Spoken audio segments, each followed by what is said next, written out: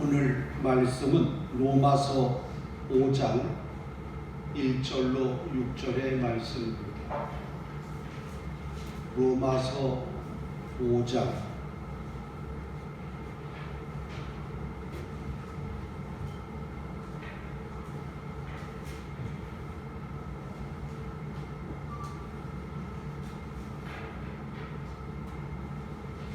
다 찾으신 줄로 알고 봉독합니다.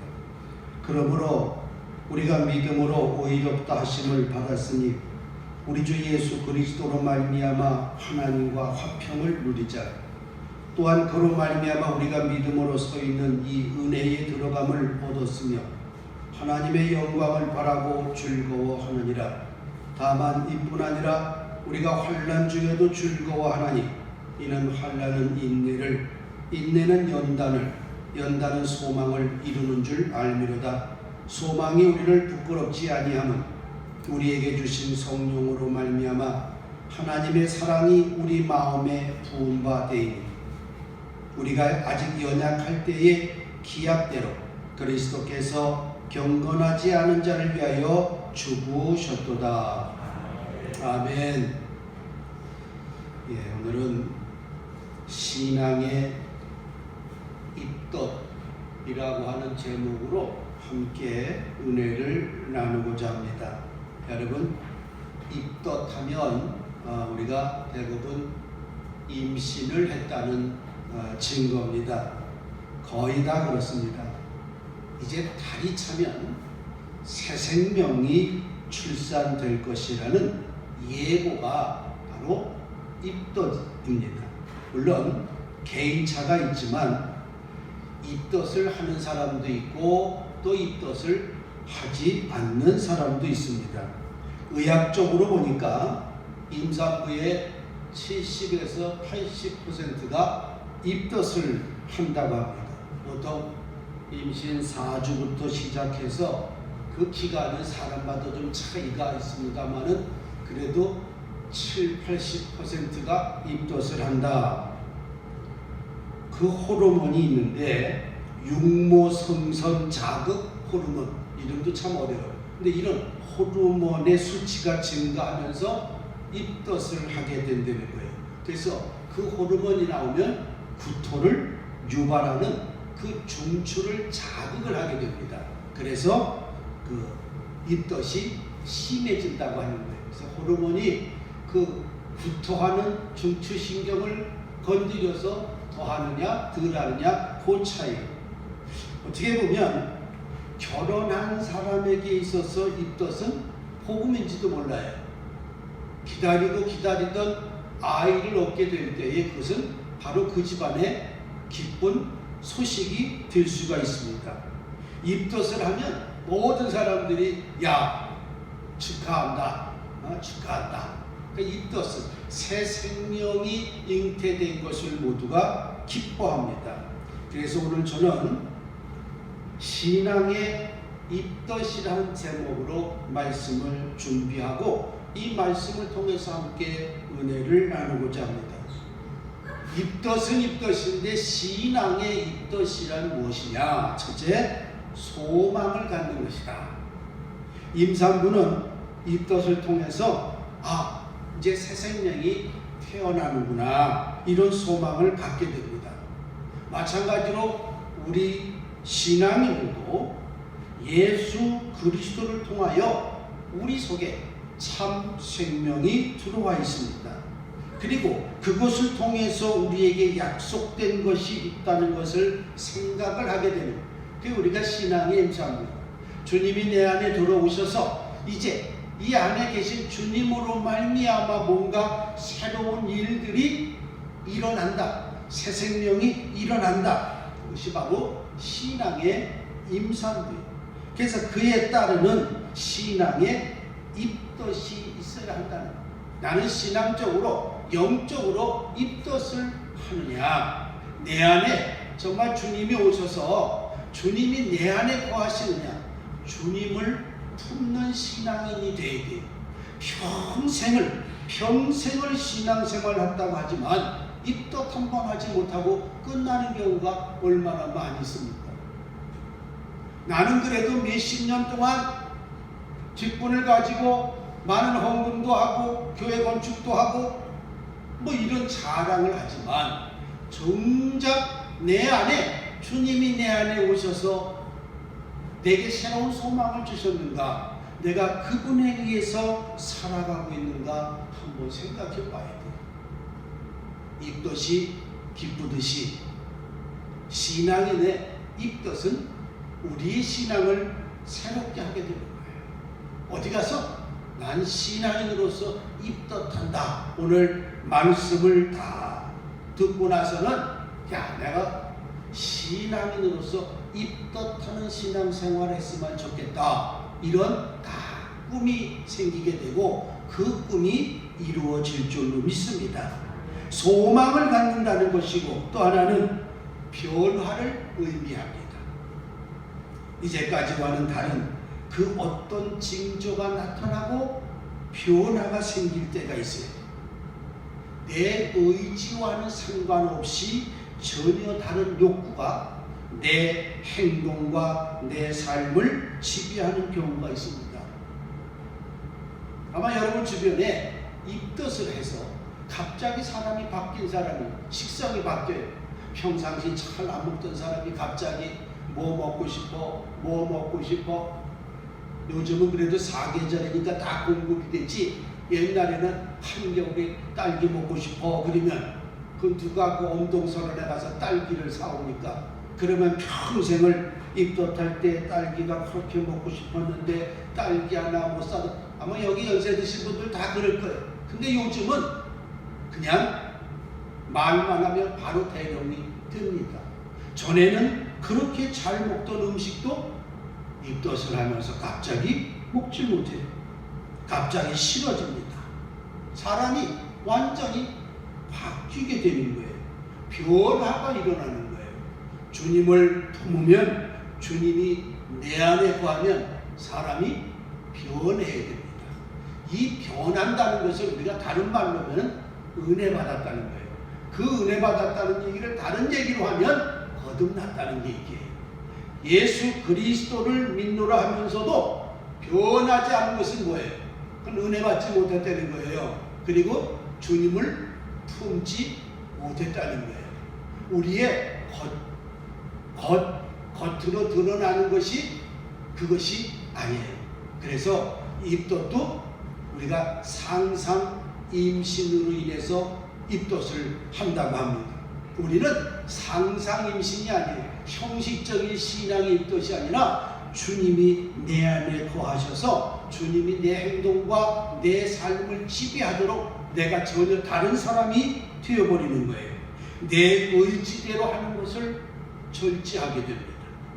세상 속으로 향하던 나의 성격이 바뀌게 되는 거예요. 그렇게 좋아하던 것을 이제 바뀌게 됩니다. 그렇게 싫어하던 것을 이제는 기꺼이 행하려고 합니다. 이게 뭐냐? 변화예요. 난 예수 믿고 변화돼서. 이것이 뭐냐면 나는 예수 믿고 은혜 받았어.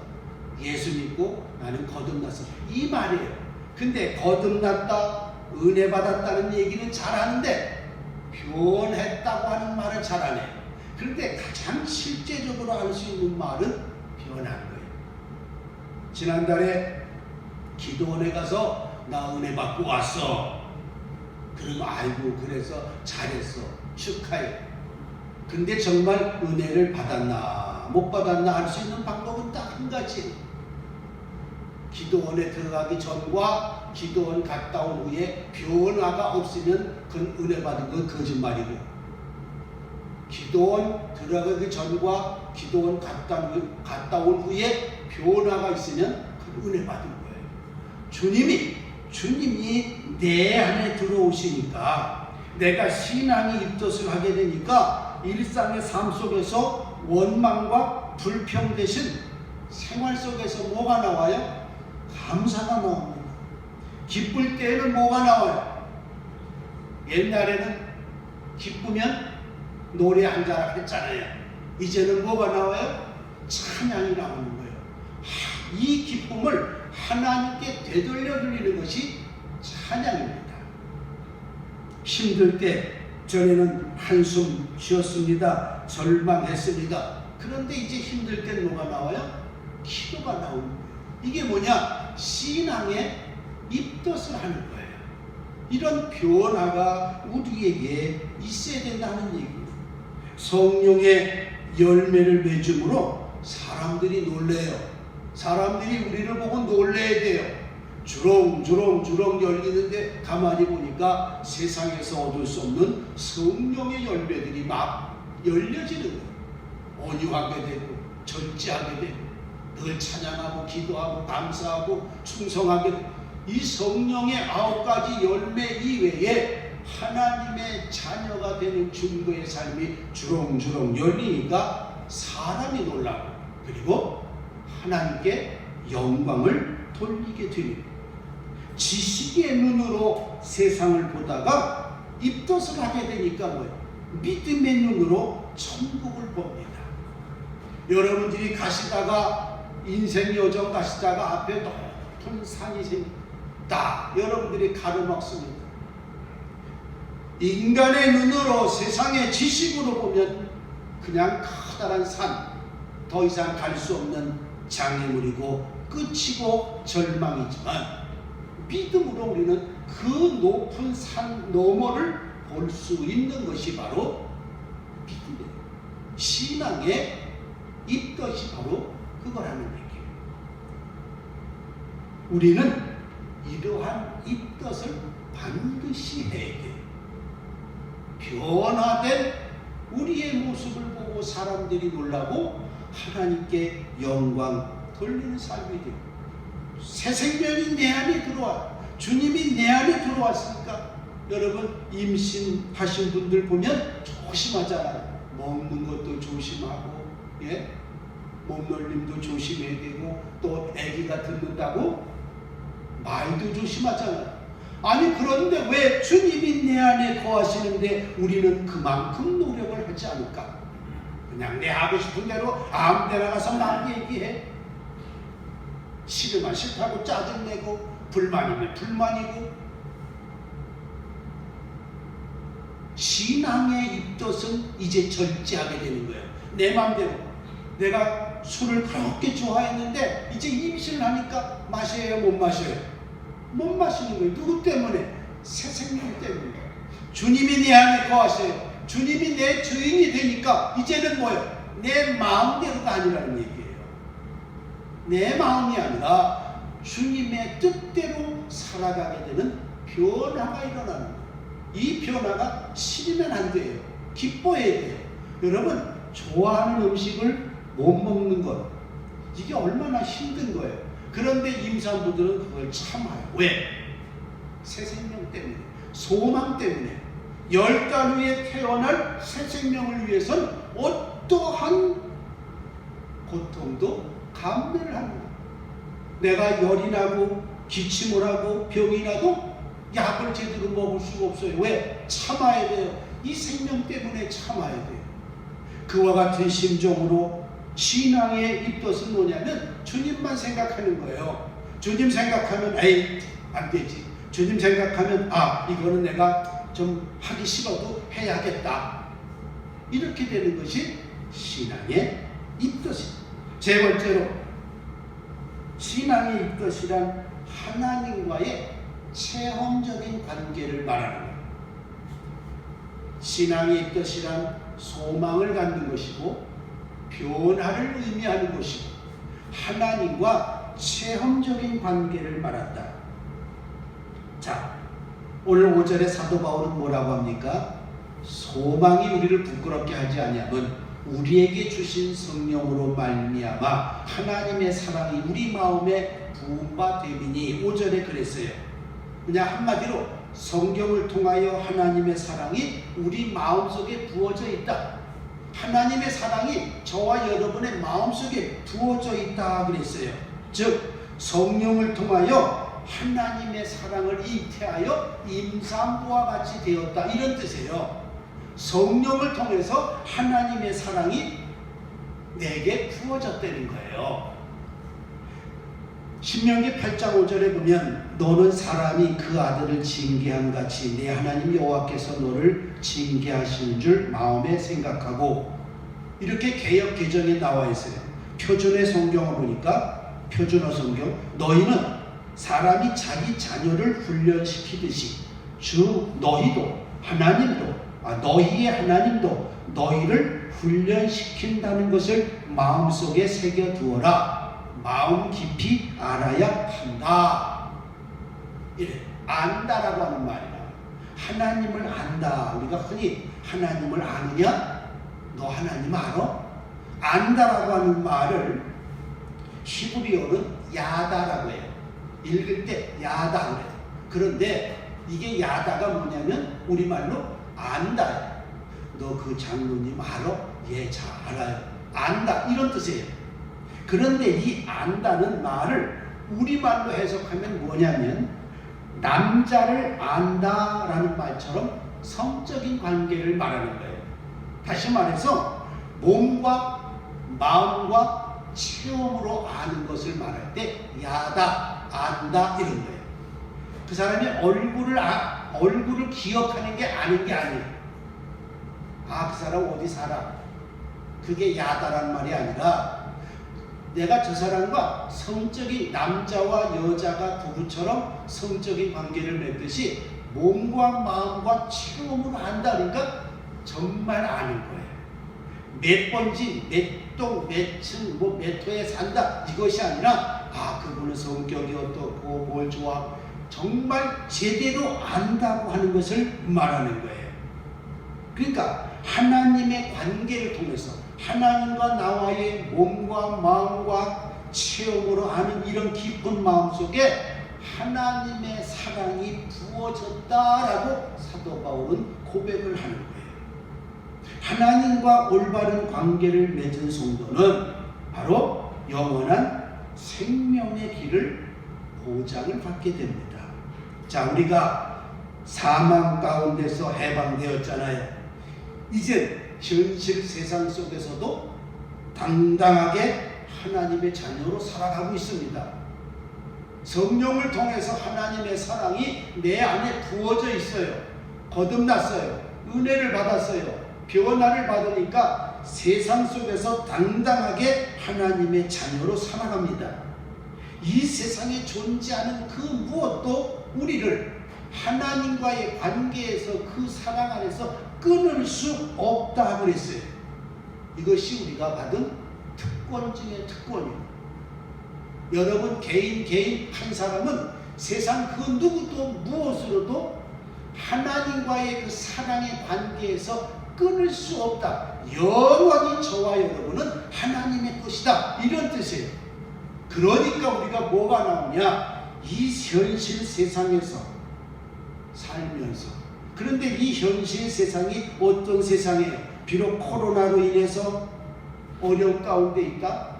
경제적으로 어려움 가운데 있다. 육신적으로 내가 병중에 있다. 뭐뭐 할지라도 우리가 두려워하지 않는 이유가 바로 여기에 있어요. 그것을 요한복음 1장 12절에 보면 주 예수 그리스도를 통한 하늘의 권세가 바로 우리들에게 있기 때문이다 그랬어요. 그러니까 우리는 하나님의 자녀로서의 분명한 존재의 삶, 즉 하나님의 자녀로서의 삶을 살아야 돼요. 하나님의 자녀가 된 다음에 죽산교회 성도가 돼야 돼요. 할렐루야. 저는 그렇게 고백합니다. 죽산교회 성도가 우선이 아니라 하나님의 자녀인데 하나님의 은혜로 거듭나 주님이 내 안에 거하시는데 나는 이제 죽산교회 공동체의 일원입니다. 이렇게 돼야 돼요.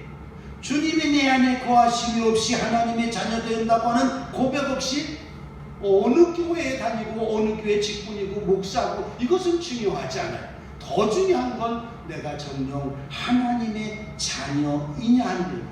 그래서 분명히 하나님의 자녀로서의 삶을 살아가는 거예요. 그것이 우리가 이 땅에서 나타나야 될 책임감이에요. 우리가 바로 그런 책임이 있어요. 그래서 우리는 이 땅에서 살아가지만 거듭난 자로서 하나님의 자녀로서 신앙의 입덧을 하면서 하나님과의 체험적인 관계가 있어야 돼요. 그러니까 나의 하나님이 돼야 돼요. 예? 이 사람은 내 남편이야. 그렇게 돼야 되는 거예요. 누구네 남편이다, 누구네 이것이 아니라 내 남편이 돼야 돼요. 당신의 하나님이 아니라 나의 하나님, 살아계신 나의 하나님이라고 하는 하나님과의 체험적인 관계가 돼야 돼요. 하나님이 나를 얼마나 사랑하는가 여러분 체험해야 돼요. 하나님이 나를 어떻게 인도하시는가 여러분 확신이 있어야 돼요. 하나님은 나의 미래를 어떻게 계획하시는가 거기에 대한 확신이 있어야 됩니다. 그것이 바로 하나님과의 바른 관계, 체험적인 관계가 없으면 조금만 어려워도 우리는 팩 돌아서 그냥 쓰러집니다. 엎어져서 일어서질 못하는 거예요. 이 현실 세상에서 우리는 하나님과의 관계를 맺으며 살아요. 어떤 일이 있어도 그 관계가 끊어지면 안 돼요. 그 어떤 사탄마귀가 우리를 유혹한다 할지라도 그래도 난 안 돼. 그래도 나는 하나님을 떠날 수 없어. 그래도 나는 십자가를 외면할 수 없어. 네가 아무리 나를 유혹한다 할지라도 나는 주님의 사랑을 배반할 수 없어. 이 관계가 돈독해야 돼. 그래서 바울이 말한 단어가 있습니다. 속사람. 바울이 속사람이라고 말을 해요. 이 속사람을 질그릇 속에 보물이라는 상징적인 말로 표현합니다. 질그릇은 깨지기 쉽잖아요. 그 흙으로 만든 그릇이에요. 깨지기가 쉬워요. 그 깨지기 쉬운 인간 속에 그 속에 있는 성령은 값지다 이런 뜻이에요. 그러니까 장차 얻게 될 영광과 피하면 지금 겪는 고난은 아무것도 아니라는 얘기예요. 오늘 2절 4절에 보면 환난은 인내를 낳고 인내는 연단을 낳고 연단은 소망을 낳는다는 것을 알고 즐거워해야 한다 라고 말합니다. 신앙의 비밀이 바로 여기 있는 거예요. 신앙의 힘이 여기 있는 거예요. 희망이 없기에 외롭고 어려움을 이기지 못하는 거예요. 여러분 소망 있어 보세요. 10달 후면 9달 후면 이 안에 있는 생명이 나온다. 이런 소망이 있어 보세요. 아무리 힘들어도요. 약 안 먹습니다. 아무리 먹고 싶어도요. 이것이 애기에게 안 좋다고 하면 안 하잖아요. 커피도 안 마시죠. 네? 커피 그렇게 좋아하다가 임신했던 얘기 듣고 커피를 딱 끊었어요. 그래서 태어난 장본인이에요. 덕분에 커피값이 수천만 원 줄었어요. 애기한테 안 좋다니까 그날부터 그냥 딱 끊더라고요. 마찬가지예요. 내 안에 주님이 거하십니다. 신앙의 힘은 바로 여기입니다. 성령의 열매를 맺기 위해서 인간적인 어려움을 이겨나가는 거예요. 내가 지금 이걸 이겨야 온이라고 하는 열매가 맺고 충성이라고 하는 열매가 맺어지게 돼요. 내가 지금 이것을 참아야 돼요. 열매를 맺기 위해서 참아야 돼요. 봄이 되면 그 씨앗들을 파종을 하잖아요. 그러면 그 땅속이 얼마나 어둡습니까? 그리고 얼마나 답답해요. 얼마나 냄새 나겠어요. 이걸 다 이기고 다 견디어내고 때가 되면 뭐예요? 싹이 나, 잎이 나, 꽃이 피고 열매면 우리는 파종도 안 하고 열매를 맺을 생각을 하니까 신앙이 재미가 없는 거예요. 눈물 흘린 만큼 아름다운 하나님의 사랑을 받게 되는 거예요. 우리가 힘들어하는 만큼 하나님의 어루만져 주심을 체험하게 되는 거예요. 세상이 그렇게 녹록하지 않잖아요. 여기 70년, 80년 사신 우리 어르신들 계시잖아요. 뒤돌아보세요. 얼마나 지난날 힘들었어요. 지금은 그런 말 하면 안 되겠지만 옛날엔 이 음식도 옛날 하다가 요즘 젊은이들 싫어한다는데 옛날에는 정말 음식이 없어서 지금은 너무 좋아지는 거 아니에요. 그러니까 신앙도 마찬가지예요. 하나님은 구원은 거저받게 해주셨지만 하나님의 사랑과 하나님의 은혜와 하나님의 복은 내가 눈물을 흘릴 만큼이에요. 내가 엎드려 통곡한 만큼이에요.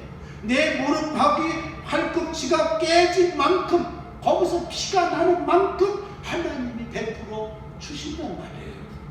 그러니까 우리는 하나님과의 관계를 분명히 맺지.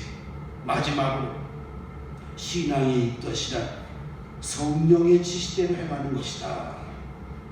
성령을 잉태한 사람의 입덧, 마음속에 하나님의 사랑이 부어졌다고 했잖아요. 성령을 통해서 하나님의 사랑이 내게 부어졌어요. 그러다 보니까 이제까지의 내 욕구와는 거의 반대가 되는 거룩한 욕구가 생기는 거예요. 그 말을 갈라디아서 5장 16절에 그랬습니다. 육신의 소욕은 성령을 거스리고 성령은 육체를 거스린다. 성령의 지시대로 사니까 육체의 욕정을 채우려는 생활을 결코 하지 않는 거예요. 쉽게 말해서 내 욕심대로 살지 않으려고 노력을 하는 거예요. 왜? 성령의 지시대로 사니까 그건 아니다 하니까 참게 되고 사랑하게 되고, 갑자기 먹고 싶고 많이 먹는 것처럼 태아의 의욕 때문에 임산부는 어쩔 수 없는 것처럼 성령의 의욕을 거부할 수 없는 삶의 변화가 우리 신앙들에게 나타나야 돼요. 예? 내가 거부할 수 없는 그런 욕구 있잖아요. 성령에 의해서 우리가 그런 거 있잖아. 하기 싫어. 아주 그냥 그 얼굴에 나타나지.